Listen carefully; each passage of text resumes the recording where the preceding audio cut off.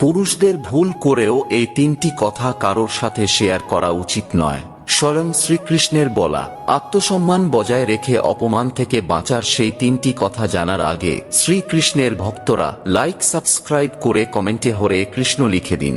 Number 1, কখনো কারোর সাথে টাকা সংক্রান্ত কোনো সমস্যার কথা ভুলেও শেয়ার করবেন না, কারণ এ দুনিয়াতে সাহায্যের থেকে পিছনে হাসাহাসি করা ব্যক্তির সংখ্যা বেশি, ফলে এতে সমাজে আপনারই সম্মান নষ্ট হবে। নাম্বার 2, পুরুষদের কখনোই বাইরের লোকেদের সামনে তার স্ত্রী বা সন্তানদের নিয়ে নিন্দা করা একদমই উচিত নয়, কারণ নিন্দা কথা আগুনের থেকেও বেশি ভয়ঙ্কর, একবার ছড়িয়ে পড়লে শেষ পর্যন্ত আপনারই ক্ষতি করবে। নাম্বার 3, আপনি যদি জীবনে কোনো কারণে কোনো অপমানের সম্মুখীন হন তাহলে তা গোপন রাখতে শিখুন, কারণ বন্ধু ভেবে আপনি যার সাথে এই কথা শেয়ার করছেন পরে শত্রু হয়ে সে এটাই আপনার বিরুদ্ধে ব্যবহার করতে পারে।